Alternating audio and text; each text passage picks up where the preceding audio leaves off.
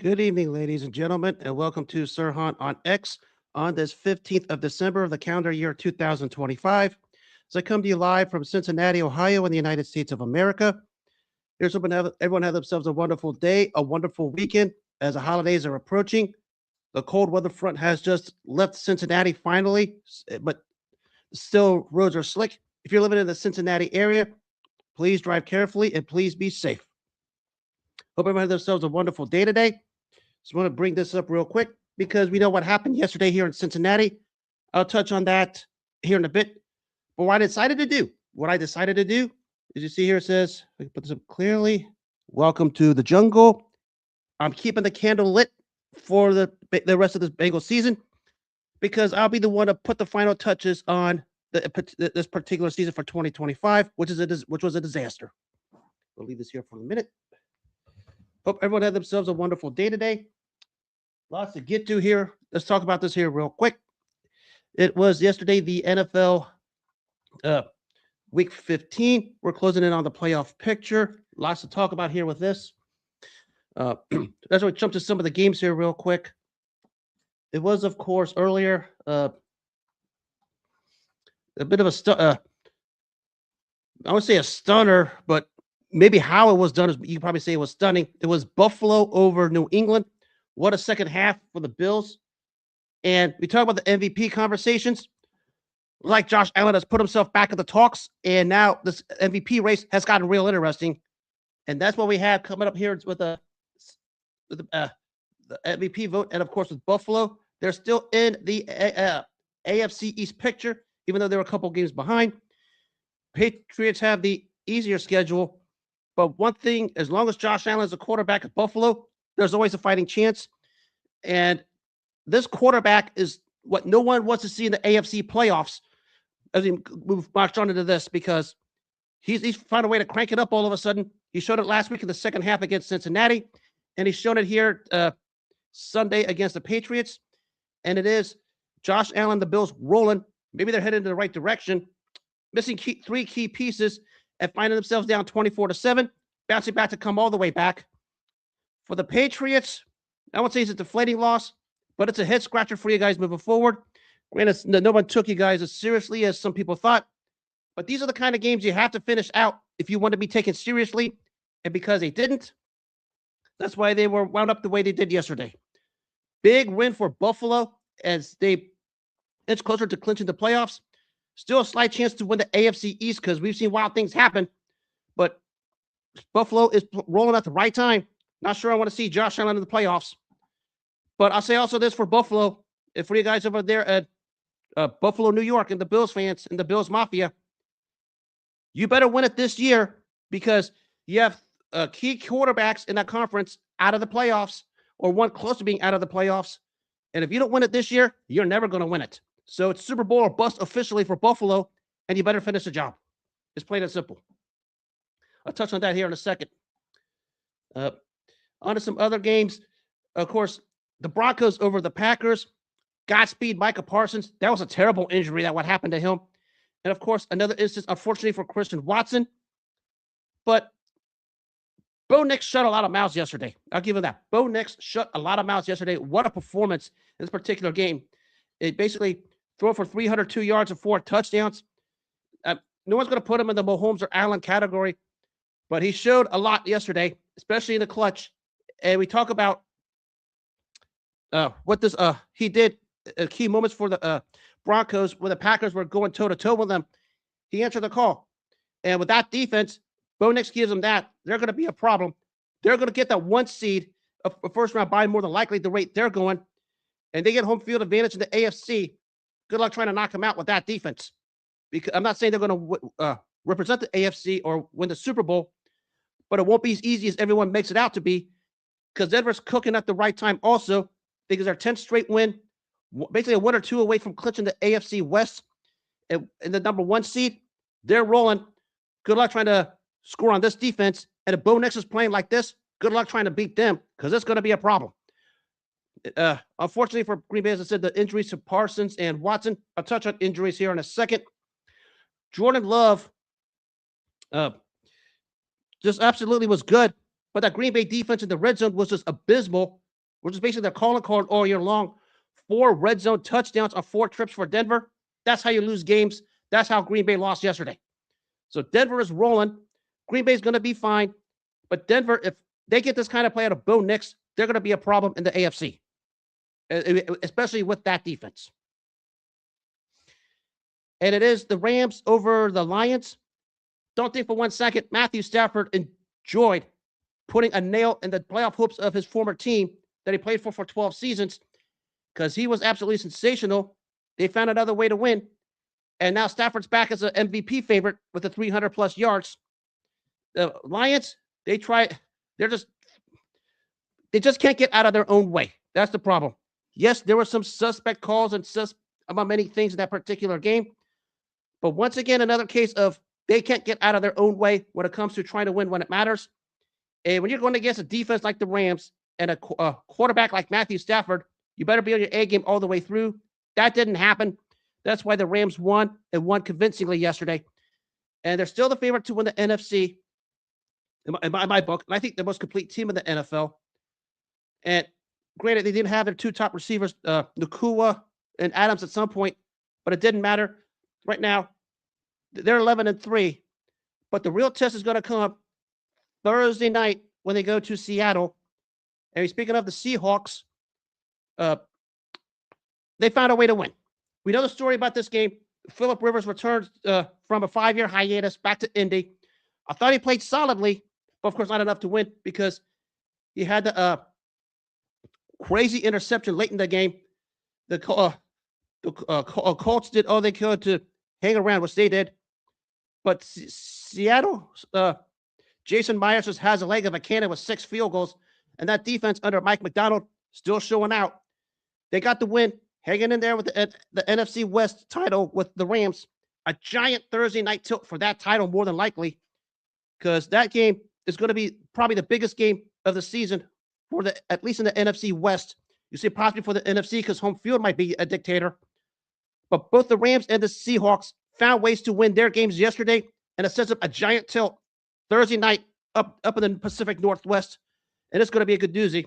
I'll make my pick on that one this Wednesday night. It's probably going to be the game of the year, at least in the NFC.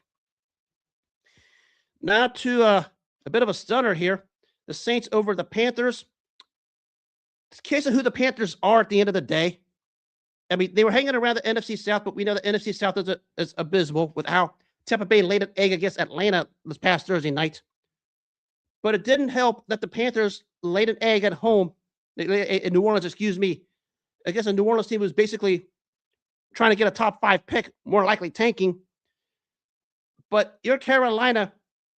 You still have a chance to win the division, but this is the epitome of who you are at the end of the day, because you're talking about a team that has their moments.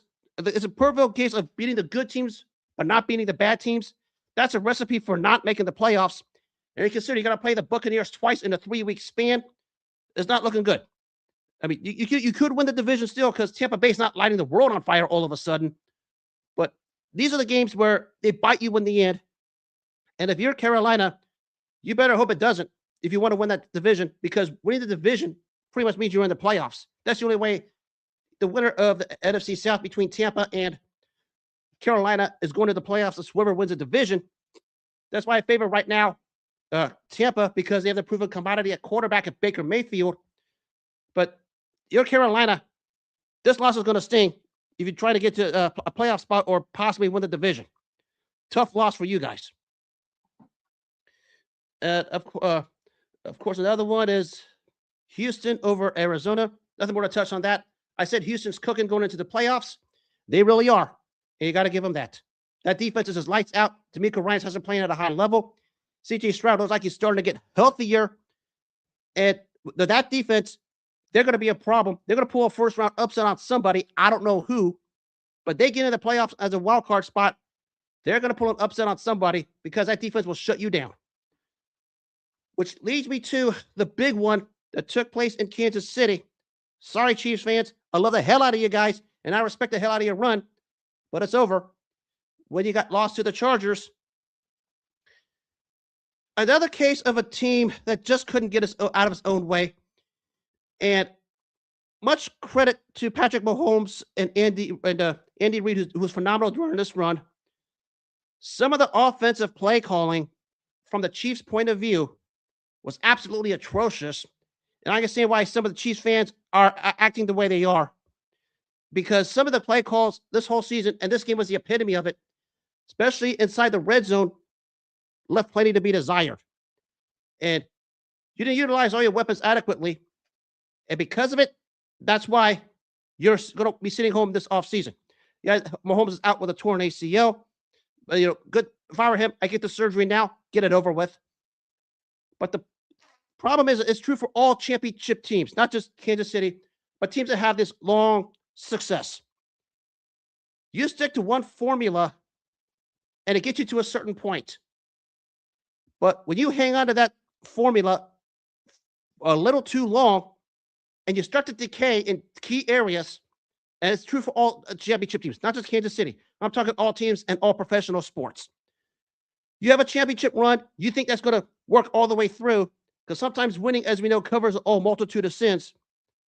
But when you hang on to the same roster a year or two too long, like what's happened here with Kansas City and many other teams in the AFC, it's going to show, and it's going to catch up with you. And that's what happened to the Chiefs in the end. It was a terrific, terrific run. They're going to eventually be back. But this season was probably a case of key pieces hanging on to the roster about a year too long.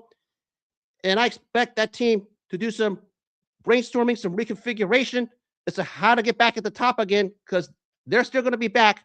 And I know Mahomes is going to probably miss a chunk of training camp with the recovery of the ACL. But they're going to be back eventually. Everybody's calling this dynasty over. It's not even, you can say probably hasn't even started, because they probably need a year of this to probably find out where it is they went wrong, correct their mistakes, retool, do a soft rebuild, especially in the back end of the defense where the secondary at times just got torched, and find their way back in the AFC title hunt, which is, I believe, they will eventually. As long as you have Patrick Mahomes at quarterback, there's always going to be a chance. So they're done for this year, but this run is far from over. They're going to get it back. They're going to find themselves eventually back into it. But it's time to hit the soft reset and retool. Now, as far as the Chargers go, as long as they have Justin Herbert, it is what it is. But here's the thing with Justin Herbert moving forward. Everybody knows what happened to you in the playoff game in Houston last year. And you were just absolutely garbage at being Justin Herbert. He was just garbage. You're going to go back to the playoffs again. Anything you do doesn't mean a thing until you get a playoff win and actually perform at the big stage, because that is all it is up for Justin Herbert and the Chargers right now. Everybody saw what happened last year in Houston. That's fresh on everybody's mind. Everybody remembers a couple years back the quit job in Jacksonville after they were spotted a 27-0 lead. You better get a playoff win this season, because you're probably going to be playing whoever, either Baltimore or Pittsburgh, whoever is the default winner of the AFC North, and you're going to be favored to win that. You don't win that game, if you're Justin Herbert and the Chargers, it's not going to be pretty for you guys moving forward. You better get a playoff win in this playoffs, because it's pretty much set up for you to get one win out of this. And if you can't get a win out of it, which is likely going to be the AFC North winner, whether it be Baltimore or Pittsburgh, and you can't do it, we can stop talking. Let me back up. We can stop talking about Justin Herbert as a top quarterback, because he wouldn't be able to get it done. That's what it comes down to. They have a chance to place the AFC North default winner on the road against really both AFC North teams who are just clinging. And if you can't get a win over there, no more talks about Justin Herbert as a top quarterback. Plain and simple. Especially after what happened last year in Houston, where he was just embarrassingly bad. He got a garbage touchdown, but nobody cares about that. The 4 intentional interceptions, everybody remembers that. It's now get a playoff win or bust. That's where it is in LA. Now we got to talk about the playoff picture a little bit. Actually, before that, I'm going to talk about the MVP talks, because I don't know who the favorite is. I mean, Matthew Stafford, Drake May, Josh Allen's back in the mix. I mean, a couple others you throw in there, but probably they're the 3 top candidates right now: Stafford, Allen, and May. I think if Josh Allen goes on the run like he did the second halves of the last 2 games against Cincy and New England, he might steal it for a second straight year. Don't write him off for that award just yet. Stafford's been the constant from start to finish and has the Rams as the best team at least in the NFC. Again, he has the soft schedule, but he's played well basically throughout. He's still in the conversation. But if Josh Allen plays the way he hit it yesterday in the second half, from now to the end, he might just steal it for the second straight year. Don't know who's going to win it. Those are probably the three candidates right now. Maybe a couple of others. I don't know who. But those are the three at the moment. Which leads me to the playoff picture. We talk about this playoff picture. I don't know who the frick the favorite is because all these teams have their flaws. And I don't know who's going to be the seed. I don't know who's going to be the favorite because all 7 seeds right now are up in the air. That's how it is. When you think about it. When I talk about the AFC, I think Denver still holds on to that 1 seed. Have a bit of a cinch schedule the rest of the way. Patriots will probably get the 2 seed. Probably hang on to the AFC East. 3 through 7 gets real interesting when you look when I'm looking at this. We talk about 3 through 7. Right now, it's Jacksonville, the Steelers. Basically, the AFC North is going to have the 4 seed by default because it's going to be a 9-8 season for whoever wins that division. Chargers is going to get the default 5 or 6. Bills is the 6th right now behind the Chargers, but they may leapfrog them. And the 7th seed is the Texans, who can still leapfrog Jacksonville for the AFC South title. And you talk about the teams on the outside looking in. It's the Indianapolis Colts. But can you trust a 44-year-old Philip Rivers to win you another game the rest of the way? When you look at their schedule, good luck trying to find a win. I mean, talking about a game against the 49ers and having to go to Jacksonville in the season finale. Host Houston in the season finale. Good luck trying to scrape out a win out of this. Because basically, I think maybe in hindsight, the teams are set. The only difference is who's going to win the AFC North, Baltimore or Pittsburgh. They're going to get that 4 seed. But they might be one and done, regardless of who they play, because the Chargers, the Bills, or the Texans will be coming onto their turf looking to win. That's the AFC side. NFC side is wild here. I mean, exclude the NFC South winner, which is Tampa Bay right at the moment. You have 7 teams with at least 8 wins, and you have another team in Carolina with 7 wins, and somebody with 10 wins is going to be knocked out of the playoffs. That tells you that 10-7 doesn't cut it anymore in today's league, unless you're in a weak division. The NFC is going to be wild moving forward, and there's a lot of tough matchups with all of these teams playing one another at certain points of the season as the season wraps up, especially the NFC West, where Seattle, the Rams, and the 49ers, actually the Rams and the Seahawks will be meeting each other. The 49ers are still knocking on the door for that division. All 3 teams are going in because I think all 3 surpass 11 wins. The NFC is fully loaded for the 2nd straight year. Think about it. Last year, Seattle had a 10-7 record and missed the playoffs. We're going to have 2 of those this season, more than likely. Don't know who the 2 are going to be, but it's crazy how these playoff seedings are when you talk about the NFC and the AFC. I don't know who the overall favorite is, but I told everyone, don't bet on anything right now because nobody knows who's going to be the favorite or who's going to be the best team going into the postseason because I don't have an answer myself. I can take care of that. Before I proceed, some newcomers here. I'm going to proceed what I'm talking about here in a minute. This is my candle. We talk about the Cincinnati season. It's about over. It's my candle called Welcome to the Jungle. But I kept it on because I'm going to put the finishing touches on the season right now. I was going to hold it to the end, but, I think I should just let the sleeping dogs lie. Let's start with what took place yesterday. The Bengals quit. It was a quit job. How do you have a $275 million quarterback and the highest paid quarterback in the league at the time, that the so-called top quarterback wide receiver duo lay a goose egg on a defense who was in the bottom 5 in every major statistical category?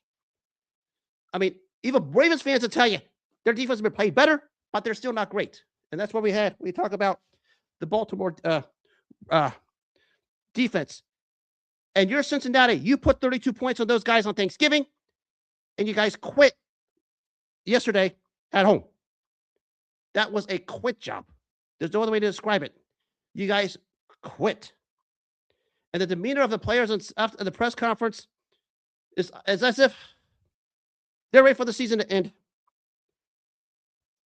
And I don't know what the hell to tell everybody, but I said this last night after the game.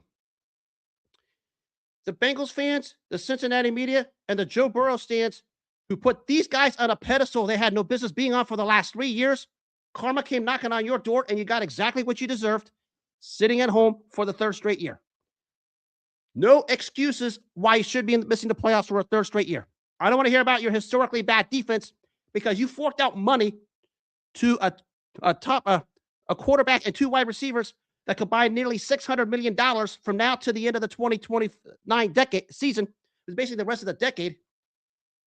And because of it, you can't invest in a defense. You guys carry yourselves on the internet and in person like the biggest bunch of useless cowards. And it carried over into the stadium where it was revealed that you guys were just standing outside, I think like a wind chill of 11 below zero, complaining about, not getting into the stadium. Let's start with that. Well, first of all, why you guys are going to a ball game with a degree temperature of 11 minus zero? The guys that went to the 81 freezer bowl against the Chargers can tell you how that went. And you guys are, since you guys lost the Super Bowl to the Rams, use every channel and every platform to use every excuse in the book to defend why you guys couldn't get to that point again. And the last 3 years missing the playoffs, you guys use every excuse in the book, and it caught up to you. You're paying a quarterback $275 million. You're paying two receivers close to $250 million put together. And you're at home and you're laying an egg against one of the bottom 5 defenses in the league. You guys better shut up because you don't have a root or a leg to stand on. I said all season, this was Super Bowl or bust because you guys wanted everybody paid and you got it. You got exactly what you wanted and exactly what you asked for. And because you couldn't finish a job, congratulations. You found a way to be a bigger disaster than Hindenburg, and your stocks crashed faster than Enron. And because of it, that's why you're sitting at home. I know about all the press conferences. I know what was said in the locker rooms. That has nothing to do with anything because that bed was already made. They could go lie in it. But the bigger problem was, and always will be around here, is there is no accountability whatsoever, and the accountability is being pointed at some of the wrong people. Well, let's start with problem number one, and this is a big problem over here. Too many of these cowardly Bengals fans, most notably the Bengals captain and his wife, are two of the bigger Zach Taylor apologists in the Bengals community, and because those two cowards are apologists for Zach Taylor, it's likely that guy's not going to be fired. Although he should have been after the 2023 season. That's problem number one. Problem number two, all these Joe Burrow stands, especially the ones across the pond, England, Germany, you know who you are. If I'm talking to you, so what? Give Joe Burrow every pass in the book for every time he has a bad game. If you're trying to give Joe Burrow a pass for yesterday after the press conference, shame on you. You're the problem. I mean, there's no solution to it. You're the problem. Because you guys don't want to hold anybody accountable. You guys use your social media platforms and when you walk the streets in Cincinnati as a way to mask what's going on over here. And you've done a lot of that over the last 3 years since losing to Kansas City in the 2022 AFC title game. And because of it, that's what happened. I warned you guys a long time ago, that's not the way to go. You guys put Joe Burrow in this conversation with Mahomes and Lamar Jackson and Josh Allen and many others, Jordan Love, CJ Stroud, when he never belonged. Actually, if yesterday's not proof, he doesn't belong in the same conversation as Lamar Jackson, you need to check for CTE. Because Lamar Jackson didn't play great yesterday for Baltimore. He did not. But he made the plays necessary to win the game. That was what matters. I haven't seen Joe Burrow do that since the 2021 Super Bowl run. Because that's where the difference lies. And we have Bengals fans and Cincinnati media members giving him a pass for whatever reason because of it. And use every excuse in the book to defend him, which should be done once he signed that contract, the $275 million contract 3 years ago. All the excuses are dead. It was either get the job done or else. You've had 3 years to get it done. You haven't. And you still have 4 years left on a contract that is turning to become an albatross if nothing gets done. I don't want to know. I don't want to be anybody in the Bengals community, the Bengals fans or the Cincinnati media, if these 3 guys, you're paying an essence of nearly $600 million from now to the end of the decade, and you can't get one more playoff appearance out of, or even and you forget about a Super Bowl run. I mean, forget about that. I mean, that's not even the conversation. You guys got to get one playoff appearance over the next 4 years. You don't get a playoff appearance over the next 4 years with all that money you coughed up to 3 guys, barring they request a trade or not. You don't get a playoff appearance. It'll be the biggest embarrassment ever. It'll be 10 times the embarrassment of what took place in the 90s. Because you know what happened in the 90s when we was a laughing stock. This would be a bigger laughing stock because this would be the biggest financial mismanagement since the days of Enron. And we know what happened with Enron when they mismanaged everything. I mean, they mismanaged everything and sunk to the depths of humanity. And that's where the Bengals fans and the Cincinnati media are headed. These internet fights you have with other fans, Ravens fans, Steelers fans, Chiefs fans, Bills fans, Browns fans, is a epitome of who you guys are, this lowest form of cowardice that has been taking place over the last 3 years. And now it caught up to you. You don't have any more legs to stand on.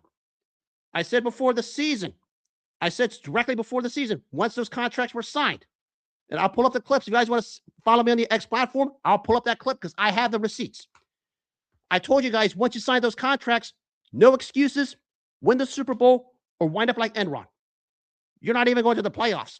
You forked out all that money to 3 guys, nearly $600 million from now to the end of the decade, and you can't get a playoff appearance out of it. And you were shut out by a Ravens team who was struggling going in, and you couldn't put up he mustered any points against a Ravens defense that was shredded by a 40-some-odd-year-old Aaron Rodgers a week before. And your offense was so bad, the Cleveland Browns offense scored more points than you, and they only scored 3 points. Think about all of that for a minute before you run your mouth toward any fan base, before you partake in your internet fights on the internet or your cowardice in Cincinnati or whatever parts of the globe you're in, because it is an embarrassment. And I said last night, and I stick to my word on it, karma came knocking on your door. It came hard, and it was well-deserved because you guys wanted the wrong things, went about it the wrong way. And now we have Zach Taylor, apologist from the Bengals captain, who's a bona fide bearded coward. And we have people who are trying to be ownership apologists like Kelsey Conway, who's a Cincinnati coward. And not to mention the despicable act that took place yesterday outside the stadium where you had, was it like 30 to 40 people waiting on that line? At least 30 to 300, well, 30 to 40, like 500 to 600 people waiting on that line at the gates. And Bengals fans are yapping about it. Congratulations. You find bigger ways to make yourselves look like fools. And as a Bengals fan since 85 myself, I don't feel sorry for you because I told you I was going to tell it like it is. And if you don't like it, you're more than welcome to leave. I said this last year, we talk about the whole shebang of Week 18 with the Chiefs, the whole Chiefs Broncos. I don't want to rehash the details of it again. How he was begging them to help you out after you trashed them, and ever since that point, you really hit the plummets. Congratulations, you guys are real fools right now. And what happens moving forward with this franchise? I saw the press conferences. I saw the interviews. Everybody's making their assumptions. I let my 2 eyes do the dictating for one simple reason. Because the body language does not look good. Everybody's making their assumptions. Everybody's comparing it to what Carson Palmer did 2 decades ago. You guys know the story there. He eventually got frustrated, requested a trade. I don't know if it'll go that far yet because there's significant cap hits the Bengals are going to have to absorb if they do, which they probably won't, given how cheap they are. But everything that's taken place since the Super Bowl loss to the Rams finally caught up to you.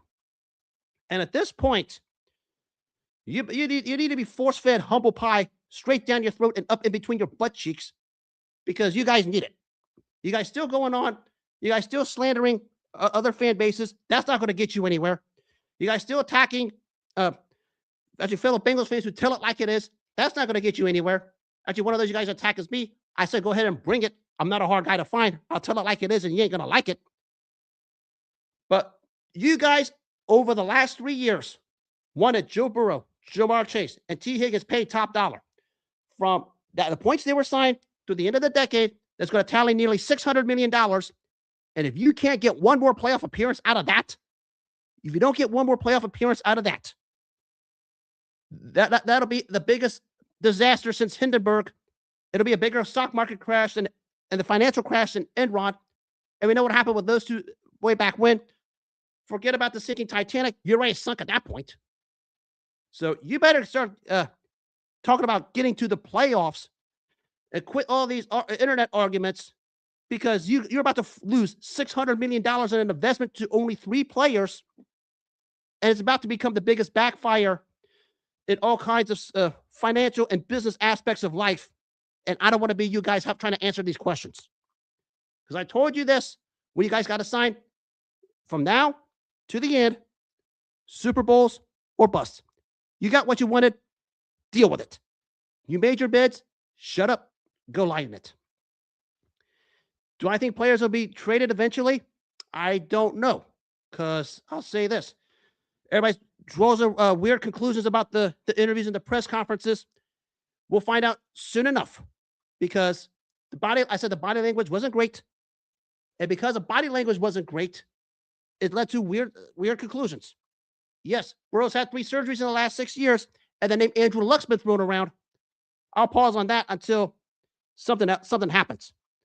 But until then, you guys, the Bengals fans and the Cincinnati media, lay off social media apps, quit the internet fights, start putting together a plan to get yourselves back into the playoffs, because that matters more than carrying yourselves like a bunch of jerks and cowards on the internet, social media, and on the streets of Cincinnati. Because you guys are the reasons why what took place yesterday happened is because of a wrinkle effect from losing the Super Bowl 56 to the Rams down to yesterday. And I'm going to take this candle and I'm going to put the final touches, because I'm done talking about you guys this season. That's it. Go ahead, do whatever you want. If you want to go ahead and throw my name at it, go ahead. I don't care. I told everyone in the Bengals community, that I'm not a hard guy to find. All you have to do is come to me. Don't be a bunch of cowards. That includes the Bengals captain, Zim, Cincy Bridget, and Kelsey Conway. I'll tell it like it is to your face. I want to see you guys step up and actually do something, because if you don't do anything and hide underneath the rocks as you guys are, you're not getting anywhere. Party is over. The candle. Close for the season. Good to get that off my chest. Now to the world of boxing. Actually, it's more historical tonight because of course, nothing's going on over the past couple of days. It is let's start with what took place 45 years ago tonight in El Paso, Texas. One of the better Mexican-Puerto Rican fights, underrated, doesn't get talked about enough when you talk about some of the better fights of that rivalry. It was Salvador Sanchez against Juan Laporte. Intriguing career is Juan Laporte when you think about it from the parts of Puerto Rico. Nobody thinks of him when you talk about some of the great Puerto Rican fighters. But when you think about Juan Laporte, a multiple world champion at one point, managed to get into this title shot. When you think of his career out of Puerto Rico, got a lot of solid wins. He basically beat fighters like Ruben Castillo and Rocky Lacros, just to name a couple of them, and had a very intriguing run. And we talk about going into this particular fight against Salvador Sanchez, and we know just how great Sanchez was. The story of this, we know about Salvador Sanchez, one of the more beautiful fighters maybe in all of the history of boxing when you look at it.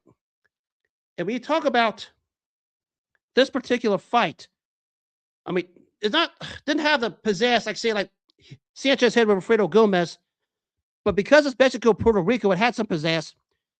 And over in El Paso, it was basically Mexican dominant more toward the favorite of Sanchez. It was a much better fight than people thought. Juan Laporte's a tough guy. He can give anybody anything he can handle. When we talk about the career of Laporte, And that's what he did early on. Basically, he got to Sanchez early, landed some nice solid punches early, basically dictated the pace, especially for the first 3.5 to 4 rounds. I mean, the case was him throwing and landing, but really not doing any damage because Salvador Sanchez, as we know, is one of the real breeds. We talk about the history of the featherweight division, one of the 5 greatest to ever fight in that weight class.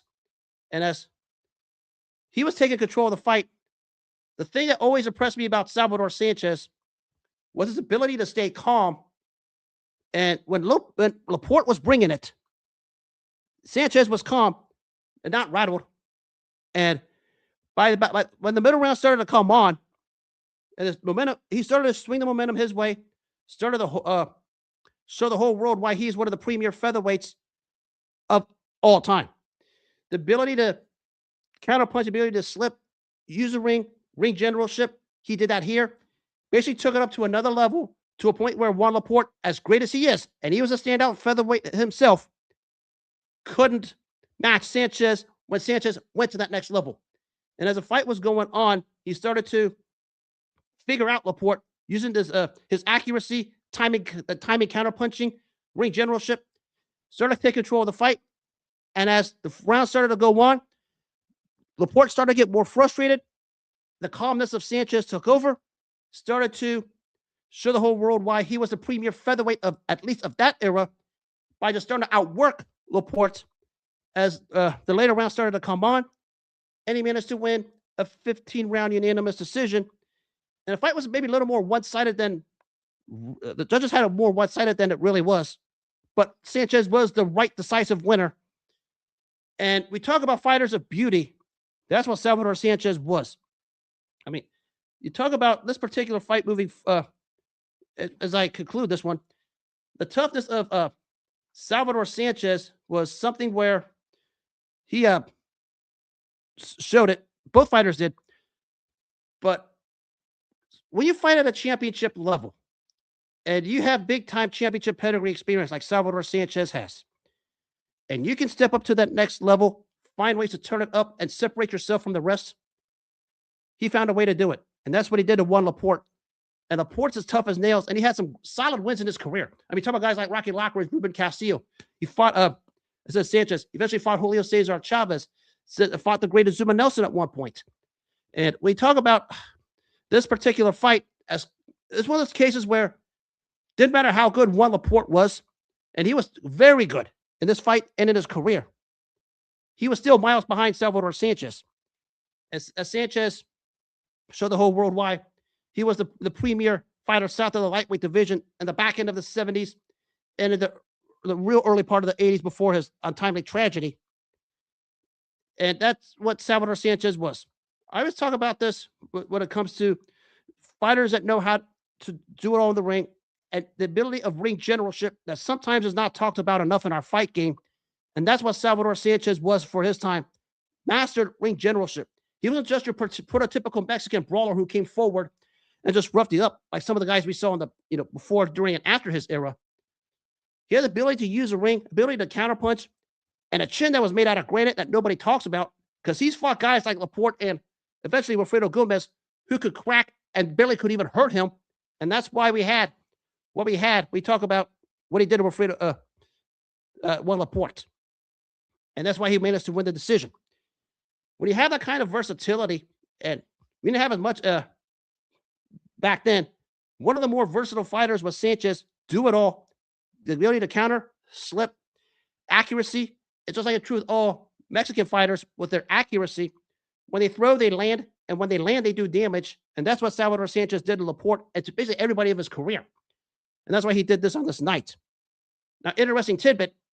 Juan Laporte worked his way up to a mandatory rematch with Sanchez for the same championship before the untimely tragedy, which likely Sanchez would have wiped the ring with him again because Sanchez had just ascended to a distinction of a top fighter pound for pound.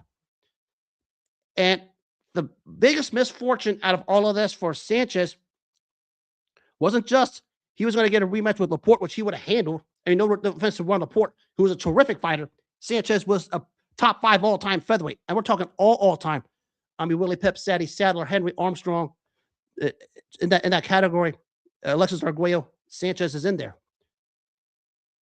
is that as great as Salvador Sanchez was here, and if Willie Pep was that great, and really, if Juan Laporte was just that great, and he managed to find a way to match Sanchez, Sanchez would find a way to reach up, and no matter how hard Laporte tried to reach up, Sanchez was always going to find a way to raise above him, and that was why Sanchez was able to beat Laporte on this particular night.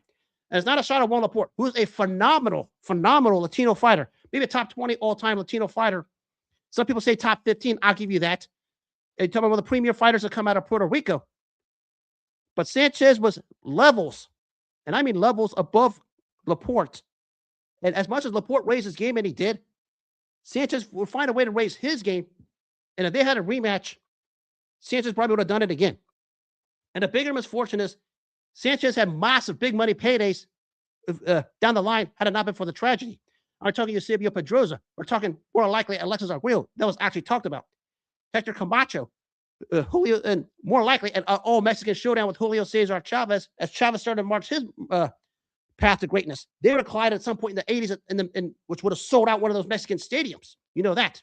And some of the other guys in there also, maybe a rematch with Azuma Nelson would have taken place. But that was how great Salvador Sanchez was. And his resume was already trending up. We talk about guys like Danny Little Red Lopez, as mentioned, Laporte, what he did to Wilfredo Gomez, and of course, starching Azuma Nelson. And that Nelson one looks better given how great Nelson became. He was going to have bigger fights against better opponents, and he's going to move up because he basically cleaned out the featherweight division. That was how unfortunate the tragedy was to Salvador Sanchez, because he was trending up and probably would have found a way to, you talk about all-time pound for pound, might have found a way to find his way in the top 10 at the rate he was going, because he was headed in that direction. And we're talking massive money fights all over the place. I mean, I would have favored him against all of those guys. I mean, Pedroza was too straight up. Arguello may have been a bit out of his downturn. Would have been an intriguing chess match between Sanchez and Arguello. He would have wiped the ring with Camacho. Forget about that. A Chavez fight, at that point, Sanchez probably would have beaten him because Chavez hadn't got to the level everybody knows him as. And Sanchez would have found a way to fight Chavez before he got to that point and beat him. That's how great Salvador Sanchez was. You probably give him the distinction of the greatest Mexican fighter of all time. Some people give it a Chavez. No argument out of me. But that was what Salvador Sanchez was all about. When he got up to a point, and he got up to a real good point, if by the time you match him, he raises his game, and that's the end. That's Salvador Sanchez in a nutshell. And it was 45 years ago tonight in El Paso, Texas, where he showed it against a strong, tough, durable Puerto Rican named Juan Laporte, who rose his game. But as he was rising his game, Sanchez rose his and kept himself far apart from Laporte. That's how he won the unanimous decision. Actually, a good fight all the way around. If you guys want to watch it, must recommend from me. Actually, any Salvador Sanchez fight, I would recommend. He was just pure beauty from south of the border. And I conclude with what took place 32 years ago, 34 years ago at Atlantic City. And speaking of fighters that were a beauty, two guys collided in a high-level middleweight fight for the pure beauty of the sweet science. And if you love the sweet science as its definition, you would have loved this. It was the first of two fights between James Toney and Mike McCallum. I've always said with these two, in its own weird way, they're mirror images of one another. We consider their approaches, how they gradually break you down systematically using the old school tricks of way back when, because that's what these two guys did. And when they collided in the first of two fights in December of 1991, it was a thing of beauty both ways, because we talk about, high-level skill. Both guys showed it toward one another. I mean, moments it looked like James Toney had the fight under control. Then the experience of McCallum and the savviness, which McCallum was so savvy in that ring, he came on, made the fight even, and started to pull ahead. Looked like he had the fight under control until James Toney buckled down and had an explosive 12th round just to salvage a draw. It was an epic, terrific, chess match between two pugilists of the sweet science, two guys that are really mirror images of one another when you think about it, because that's what James Toney and Mike McCallum were. We talk about their careers in a nutshell, especially in the middleweight division. And maybe the real misfortune before that was somebody had to strip Mike McCallum of a title because he fought Stevie fought Stevie Collins, a fighter who McCallum already beat. Otherwise, it had more sizzle to it. But it did deter the fact that when these two guys went at it, it was high level skill, technical skill, and it wasn't just technical skill that would bore you. There are times they were getting there and mix it up with heavy lumber, mix it up quite good with heavy hands, and threw some hard hits on one another.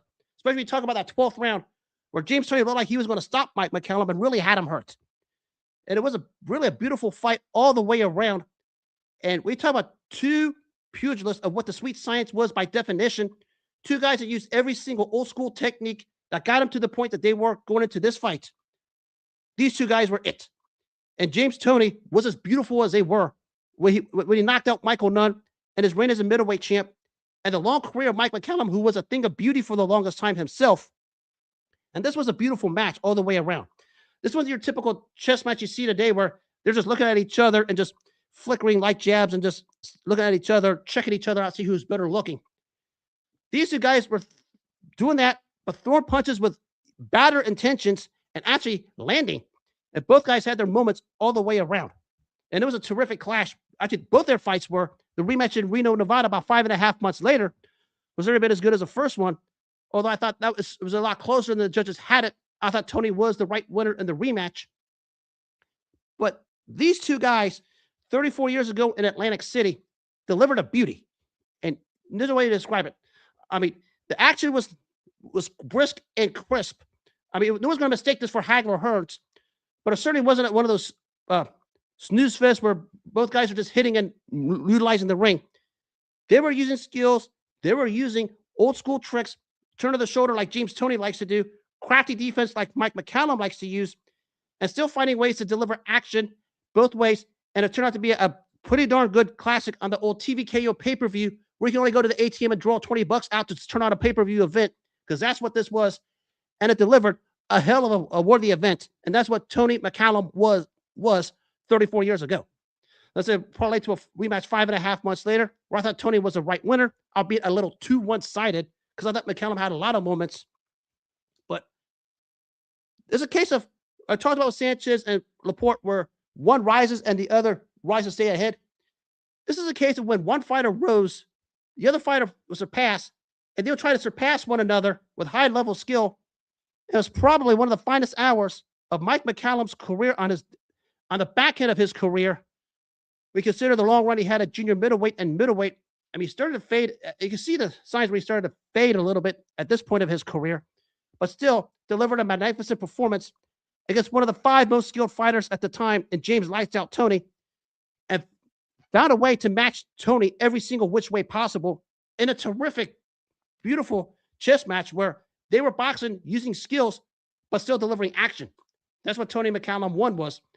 I highly recommend for all of you guys, the fight community, since you guys like to complain about fights that are not skilled enough to put you to sleep, watch Toney McCallum 1.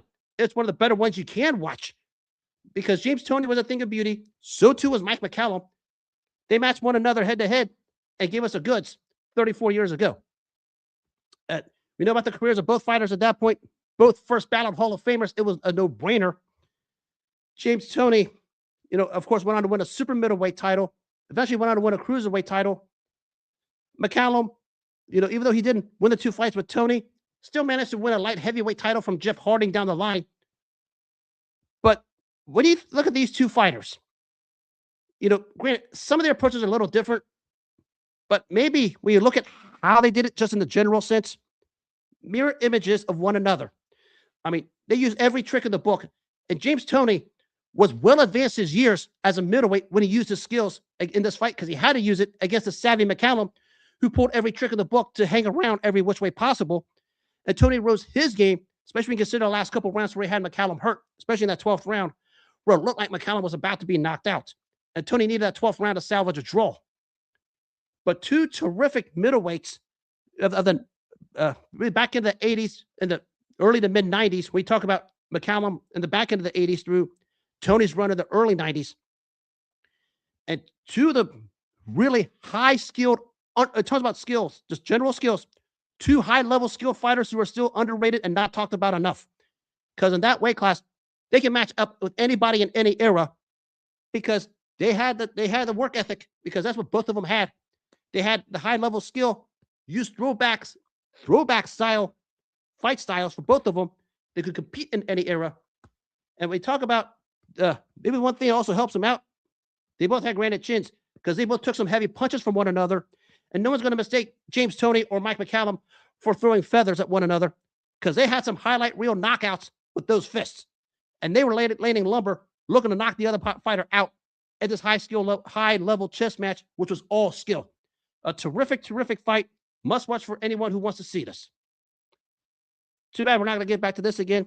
You could probably say this was probably starting a bad shift for the middleweight division, because we haven't had any middleweights anything close to these two in quite some time. The only way to be close is Bernard Hopkins, but that's the list. Who else out there in the middleweight division we have? And this is after the four kings just went away, with Hagler retiring, Hearns and Duran's hanging on for dear life, and Leonard, of course, losing to Terry Norris, having one of his many retirements. But James Toney and Mike McCallum had a terrific two-fight series. I'm not counting that third fight because both guys were past it. Their first two fights were a case of high skill, pure ring generalship, and the pure beauty of the sweet science when those two clashed 34 years ago tonight at Atlantic City, and 5.5 months later in Reno, Nevada. Basically, two guys who were just brilliant at the skill level, and just when they collided with it's like one of those chess matches, but the kind of a chess match where they just want to throw rocks at you, and that's what those two guys did. Of course, there's a lot of crazy build-up in the second fight where James Toney called Mike McCallum every name in the book, and that rubbed Mike McCallum off the wrong way.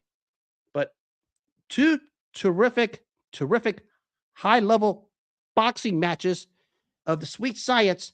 And we talk about the sweet science by definition. That's what James Toney and Mike McCallum were in the two fights. Stand out to both fighters. May God rest the soul of the body snatcher Mike McCallum. Those are terrific fights all around. Because we see these fights, we see boxers nowadays, and they hit you one or twice, and they're too reluctant to mix it up. And we see that in the fight game a lot, especially over the last many years. I'm not going to point to one fighter because I'd be wrong if I did. Granted, there's a way you can use the phrase hit and not get hit. But look at James Toney's way of hit and not get hit. He didn't, move out of the way. This is what you like to say is stand a slip in the pocket and bang you out of there.